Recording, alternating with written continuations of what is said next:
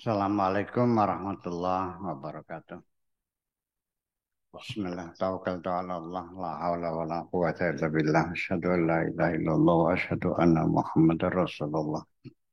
Allahumma salli ala Sayyidina Muhammadin wa ala alihi wa sahabatihi ajmain amma ba'd. Hari ini kita masih lanjut halaman 72, poin yang ke 165 berarti. Iya. Di nomor aja. Bismillahirrahmanirrahim. Ya abdu, kullu syai'in li falatunazi'ni ma li. Wahai hambaku,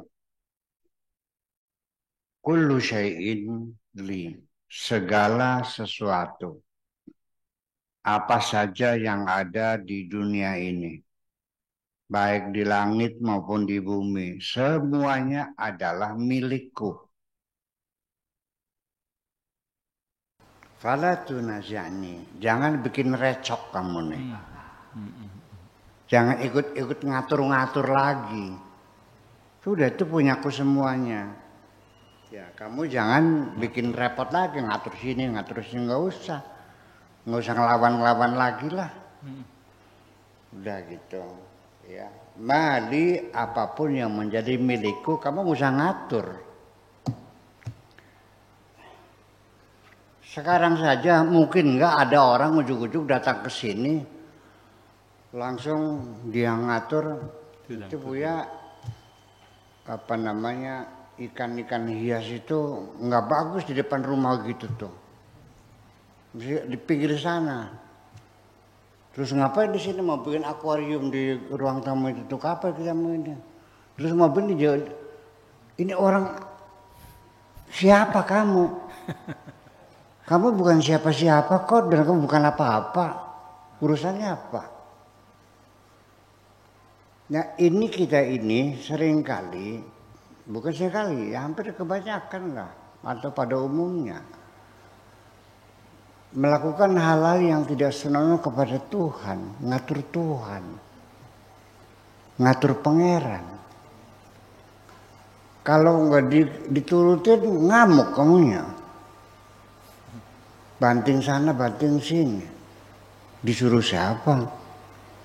Kamu ini, hai manusia, ada di sini sekarang ini sebagai tamunya Allah.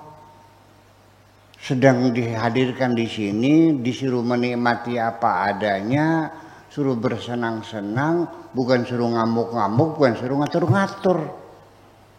Jadi kalau kamu sebagai tamu Allah di sini, ketika saya keluarkan air putih, diminum nggak? Minum. Air susu? Minum. Air kopi? Kalau nggak saya kasih minum, marah nggak?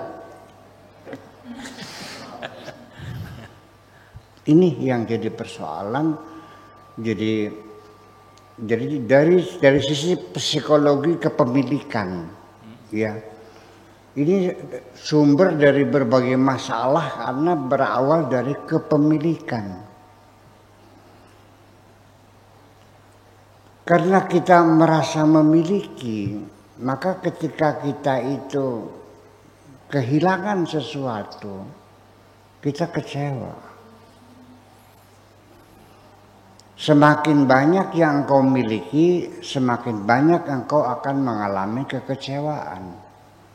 Berarti siapa yang paling banyak kecewa? Orang kaya apa orang miskin?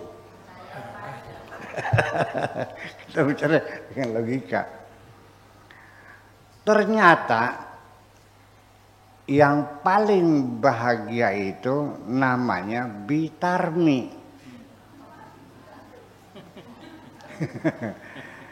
Dia tidak pernah sedih ditinggal mati oleh suami. Apa sebabnya? Nggak pernah punya suami. Dia tidak pernah kecewa gagal panen. Sebabnya apa? Nggak punya sawah. Dia nggak pernah jatuh pingsan, rumahnya kebakaran. Jadi kalau begitu, orang yang tidak punya apa-apa, itulah orang yang paling bahagia. Saya yakin nggak masuk akal. Anda tidak mungkin akan percaya kalau saya katakan bahwa ketika orang itu tidak punya apa-apa, itulah yang paling bahagia. Maksud saya, boleh saja Anda kaya raya, boleh saja mobilnya punya 30, boleh saja punya rumah istana, boleh saja punya deposito 10 triliun, tapi ketika Anda tidak merasa memilikinya, Anda pasti bahagia. Jadi bukan materinya, tapi kondisi hati kita merasa memiliki atau tidak. Paham ngomong kita kayak? Ya, kita paradigma ini kita bangun bahwa apapun yang ada di tangan kita ini hanya titipan Allah. Pada saat diambil ya silahkan kita ikhlas. Kita dikasih anak, titipan Allah. Ketika mati nangis nggak? Kenapa? Ya karena sudah muncul merasa memilikinya. Kalau itu titipan Allah, ya kita juga akan memelihara anak kita sebagai titipan sebaik-baiknya. Iya, dicebokin, disusuin, diurusin, disekolahkan, dipesantrenkan, biaya kita keluarkan semuanya. Pada saatnya digambil, ya silakan milik Allah kok. Nah, orang yang usahanya tempat penitipan sepeda motor, ketika orang ambil motornya lalu dia menangis kan lucu. Jadi artinya bagaimana? Menumbuhkan kesadaran bahwa semua ini titipan Allah ternyata tidak mudah. Bukan hanya orang biasa, kiainya sekalipun juga tidak mudah untuk meyakini bahwa ini titipan Allah. Paling-paling mau cangkem, omongan saja di mulut saja kan. Nyatanya nangis juga kok. Nah itu. Jadi artinya itu satu. Kita karena dari rasa memiliki, kita semakin banyak mengalami kekecewaan. Karena rasa kepemilikan kita akhirnya mengatur Tuhan, ngeresokin Tuhan. Ya, karena karena itu milik kita. Nah, resiko yang tertinggi ketika ada dua pihak yang mengklaim sebagai pemilik atas satu materi, satu benda, maka yang terjadi adalah pertengkaran. Kalau rumah ini ada dua orang mengklaim, Pak Ibnu mengatakan ini rumah saya, ini sertifikatnya. Pak Afkar mengatakan ini rumah saya, ini sertifikatnya. Dan banyak sekali di Jakarta, di Cirebon, itu ada dua orang punya sertifikat yang sama atas sebidang tanah. Betul nggak? Sama-sama klaim ini milikku.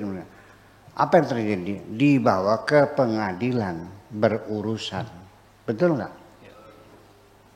Nah, ketika engkau mengklaim ini milikku, maka siap-siaplah Anda berurusan dengan Tuhanmu. Udah paham? Iya, ujungnya Pak masuk penjara loh. Sertifikat kamu ini palsu. Semua sertifikat adalah palsu. Dari awalnya udah palsu.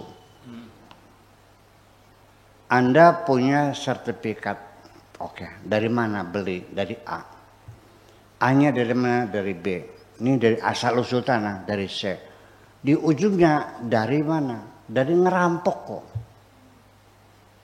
Karena Tuhan tidak pernah membuat tanah ini pemilikan kepada sertifikat, nggak ada. Tuhan tidak pernah memberikan sertifikat kok. Yang membuat Indonesia punya tanah dari Sabang Merauke itu beli dari mana? Kalau di tuku beli negara ke?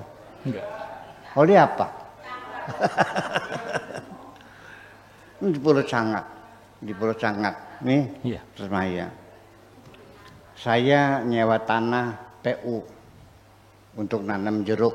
Kemudian daripada tanah nganggur, nggak diproduktif, ya udah saya beli garapannya sebatas 100.000. Ya beli garapan, bukan beli tanah.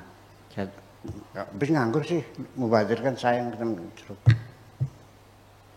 Itu tanah PU. Dari mana PU-nya? Tanah Timbul. Di sebelah timur Kali Cimanuk. Nah, tanah Timbul Kali Cimanuk kan karena sana sebelah baratnya erosi. Banyak tanah orang yang dulunya hilang, bergeser akhirnya ke sebelah Pulau Sangat. Betul nggak? Sungai itu airnya mengalir karena erosi, jadi akan berubah. Banyak tanah yang hilang di sebelah barat Cimanuk Bangka Dua tuh, ya kan gitu. Lalu menimbulkan tanah baru, namanya tanah Timbul di sebelah timur Cimanuk. Yang timbul punya negara. Kalau yang hilang, Salah. kan bulit lu. Si hilang bae, si nongol dekat kita. Betul nggak? Iya, salahnya. Ini urusnya ruwet. Kalau Allah mah memiliki tanah nih, ya memang asli yang dia yang bikin je. Kalau kita hanya klaim sebenarnya itu. Iya kan? Nah itu masalah jadi persoalan. Mungkin nanti bisa kita bikin satu kajian khusus tentang psikologi kepemilikan. Ya, dalam seberapa besar pengaruhnya rasa memiliki dalam membangun kebahagiaan. Ya. Jadi artinya dalam artian begini, ini orang salah paham lagi. Saya sengaja bikin pondok pesantren Carang Pinggan tidak menggunakan simbol-simbol keluarga. Karena saya dulu pernah bikin pondok namanya Yasinia, nama bapak saya. Kenapa di sini kok Cadang Pinggan? Ya karena ketika saya nyebutnya Yasinia, masyarakat sekitar sebagai penonton. Pondoknya Kiai Yasin, bapaknya Buya Sakur. Ya sudah. Nah, kenapa namanya Cadang Pinggan sekarang? Supaya masyarakat sekitar kita ikut serta merasa memiliki. Artinya tanah ini saya beli dan saya wakafkan untuk Allah. Maksudnya diwakafkan untuk Allah bukan ya Allah ini tanahnya buat kamu, bukan begitu. Artinya tanah ini saya lepaskan dari hak milik saya, dari turunan saya dan tidak boleh diwaris karena ini untuk kepentingan masyarakat umum, mencerdaskan anak bangsa. Itu maknanya wakaf tuh. Iya kan? Iya. Betul enggak? Kalau saya mati, diwarisin nggak? Ya enggak dong, ini sudah milik masyarakat. Namanya Pondok Cadang Pinggan. Nah itu maksud saya, dengan cara semacam ini saya ingin membangun rasa mengikut serta memiliki. Ini penting juga, tapi bukan memiliki ngatur. Memiliki itu artinya ikut memikirkan, ya nanya Buya santrinya makannya apa. Berapa banyak anak yatim disantuninya. Ini saya ada rezeki. Barangkali bisa manfaatkan 500.000. Ya alhamdulillah. Itu namanya merasa memiliki. Saya lagi bangun, datang orang lagi apa ya? Ini mau bikin asrama. Oh iya. Oke nanti besok saya kirim pasir 2 truk. Itu yang mendorong itu karena ada merasa memiliki. Pondok ini adalah bukan miliknya Buya Sakur, tapi miliknya seluruh masyarakat Indramayu, khususnya adalah daerah Cadang Pinggan, juga Gemriwang dan Tasmaya sekitarnya itu. Kan begitu. Betul enggak? Nah ketika saya kurang tanah, karena ikut merasa memiliki. Ya udah Buya ini kalau di pasar mah harganya 2 kintal sebatang nih. Ya udahlah sekintal aja lah sebatang. Ini mah enggak, karena tidak merasa memiliki. Saya beli tanah sebelah diperlukan yang sebenarnya 2 kintal sebatang, dia mintanya 12 kintal. Karena tidak merasa memiliki. Mumpung kesempatan. Betul enggak? Ya. Dan ini terjadi, bukan katanya. Akhirnya saya larinya ke mana? Ke selatannya. Mentok sananya sih. Udah. Malah dijadikan kesempatan. Nah itu juga perlu membangun rasa memiliki. Wah, jadi nanti bisa kita tafsirkan ini gara-gara rasa memiliki kita jadi susah. Ya bukan begitu maksudnya. Ya maksudnya itu adalah rasa memiliki itu artinya kita ikut merasa menikmatinya, bahwa ini adalah sebagai aset kita bersama. Nanti yang pinter-pinter bang anak-anak kita semuanya, anaknya Buya mah belum tentu sekolah di sini kok.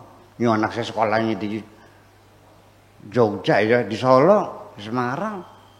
Ya, yang di sini ada anak-anak orang-orang yang Indramayu. Ya kan semacam itu. Yeah. Nah, itulah makanya kita kembali bahwa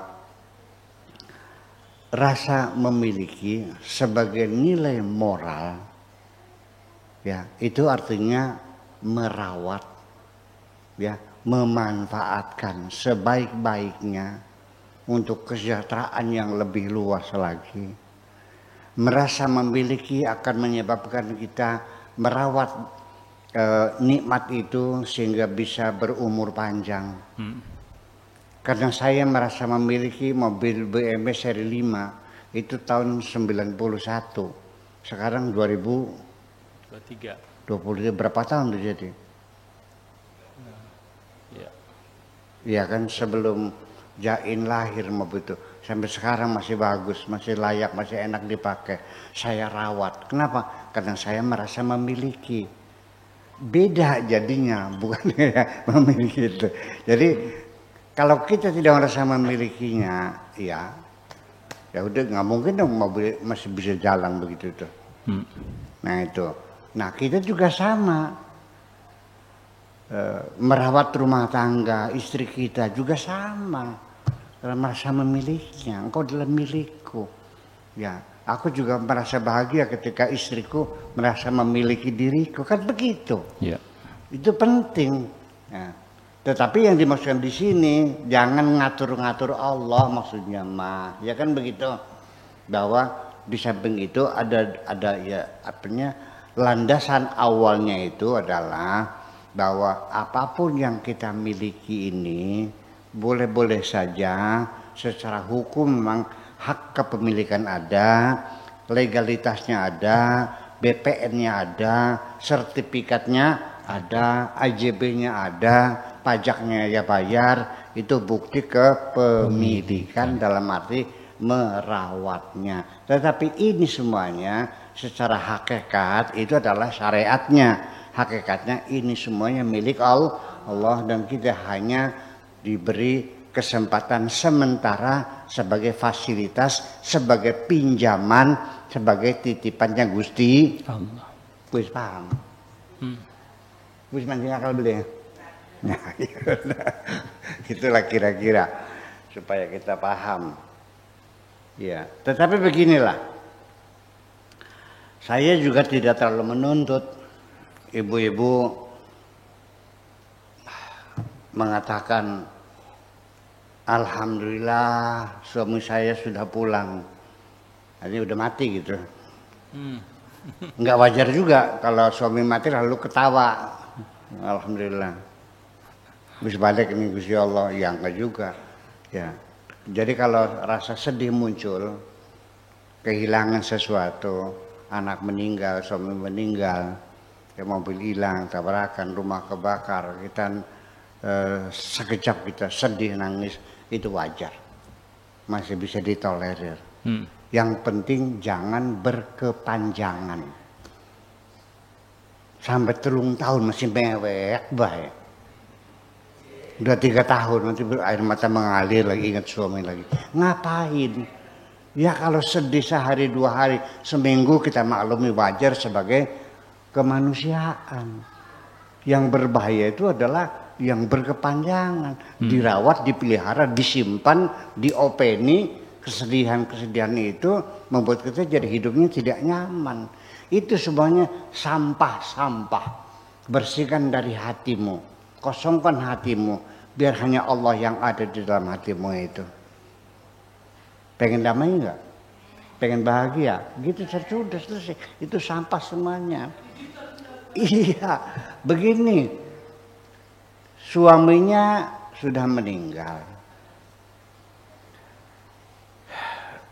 Kain kafannya dibikin di depan dia, dibungkus, digotong sampai dia istri ikut ke makam, ikut ngubur, dia menangis sedih. Iya, itu peristiwa-peristiwa suami nazar, suami mati, suami dimandiin, suami dikubur, itu menjadi trauma dalam pikiran seorang istri.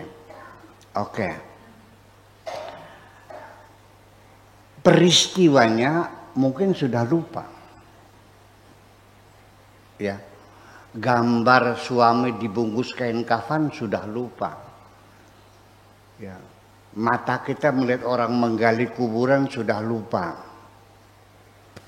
Bunga-bunga yang ditabur sudah lupa, peristiwanya sudah lupa. Tapi komplikasinya masih berdenyut di dalam hati kita. Iya. Traumanya masih berdenyut dalam hati kita. Itu yang menjadi sengsara sampai bertahun-tahun. Dikokoning sapa. Sudah lupakan saja, selesai, alhamdulillah.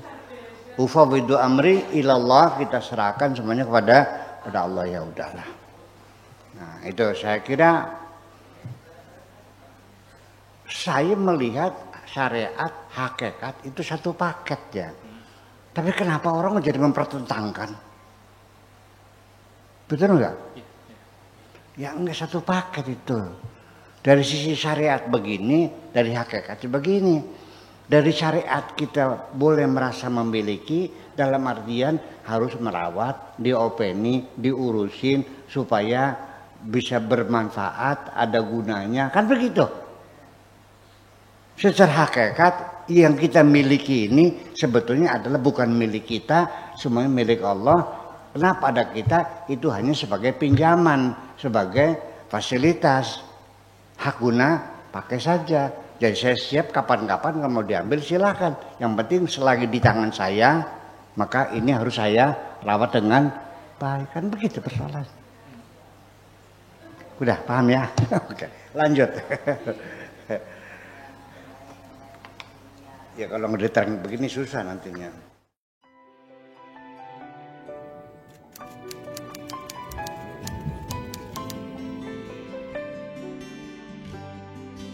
Aku hanya ingin berbagi kebahagiaan dan tidak menggurui siapapun. Terlalu sulit bagiku untuk menyalahkan siapapun. Akan tetapi apabila ada orang yang ingin mengisi raporku, tentu aku sangat gembira sekali. Dan kujamin aku tidak akan sakit hati sedikit.